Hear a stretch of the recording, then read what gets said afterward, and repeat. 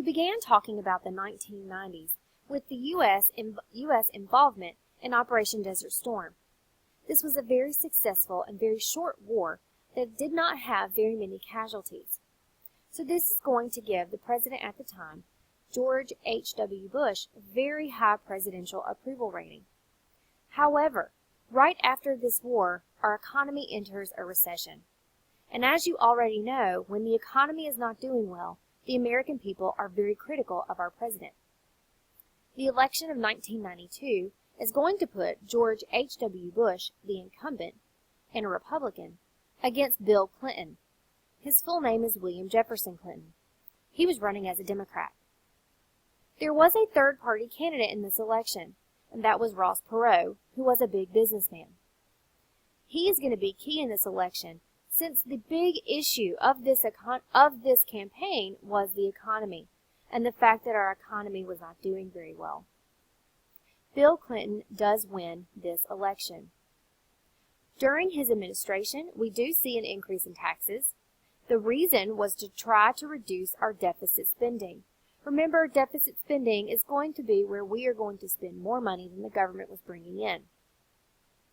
He also has various anti-crime initiatives. Unfortunately, in his midterm election, the election in 1994, we do see the Republicans gain control of Congress. This is going to cause gridlock to appear as they begin to fight against the president and his measures. He does debate national health care in an attempt to get it passed. However, he is not successful. We won't see that until Obama's administration within the last few years.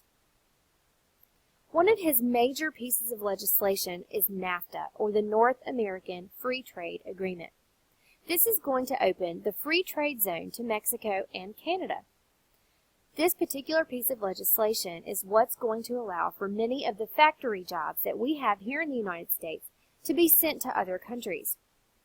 They would be able to then ship those goods from Mexico or Canada into the United States without a tariff. So basically, their goods would not be any more expensive than a good made here in the United States. And it could be produced cheaper in those countries. So many large businesses sent their factories to other countries. The Brady Bill was another major piece of his legislation. This is a bill that attempts to place some restrictions on gun owners. So we really need to remember the Brady Bill as a gun control bill. Family medical leave is another major act that he got passed. The essential part of this act is that you can take leave from work to care for an immediate family member without fear of losing your job. This is going to be key for many Americans. The Republicans are going to fight very hard against Bill Clinton and his administration.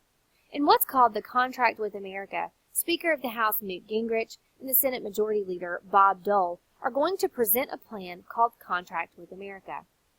This is going to be an outline of their party goals.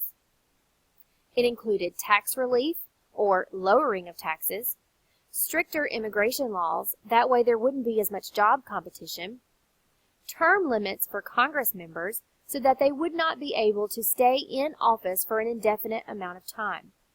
The goal with term limits is that these politicians would, instead of trying to be making political deals, would instead be looking at trying to achieve whatever goals they had set out when they were elected to office. They also promised a balanced budget and welfare reform. The overall goal of this Contract with America was to reduce the overall size of the federal government. Clinton was re-elected in 1996. In his second term in office, he was able to get child tax credits, so that if you had a child, you got a certain amount of credit towards your taxes that year. Children's health insurance was passed. But unfortunately, his second term in office is going to be really dominated by various scandals. The first was an investment issue. But the one that most people know is the scandal that wound up getting him impeached. This was all related to a personal scandal. And while this personal scandal really didn't have much bearing on his job as President of the United States, he was accused of lying under oath, which is called perjury. Perjury is a crime. since he did perjure himself, President Bill Clinton becomes only the second president in history to be impeached.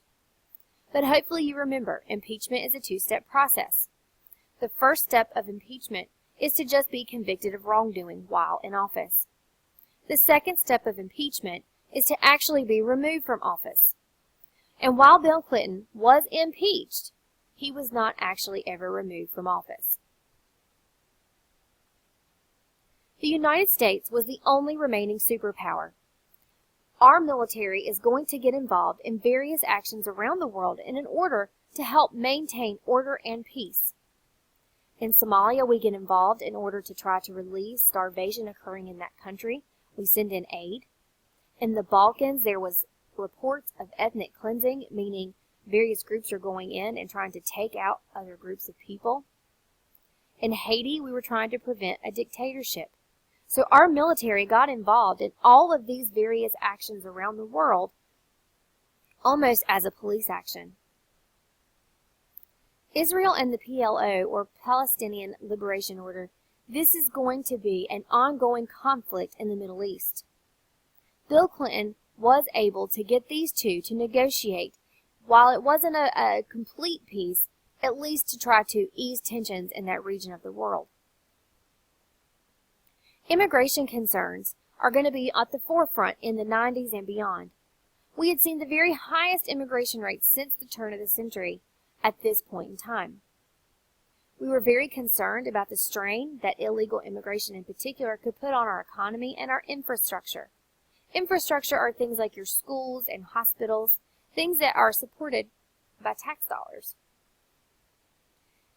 With illegal aliens, the major issue that really comes to light after the September 11th terrorist attacks is going to be the fact that these illegal aliens, they were here in our country and attacked us from within. So there are going to be security concerns when it comes to immigration. The modern agenda is going to be partly focused on the fact that our economy is becoming more and more global. They are more intertwined with one another, and they each affect the way the other is going to perform. Various presidents will look for medical coverage for all, as well as welfare reforms. And they are continually looking at a way to balance our budget. We see an increase, a huge increase in technology and communications. We also see the birth of this whole computer age. And also genetics. We are able to look at various genes and determine what they do and what they control in our bodies. We've even come so far as to be able to determine the gender of our children based on our genes. Also, when it comes to disease and research of diseases and how to treat those diseases, this is all through genetics. So our whole world is really kind of turning toward technology and the use of technology to better serve not just the American people, but people of the world. The environment is going to continue to be on the forefront. We are very concerned about the way that our industrialization is impacting the environment. In particular, the fact that we have a lot of our resources that are non-renewable. So this is going to continue to be a major issue in the United States and throughout the rest of the world as well.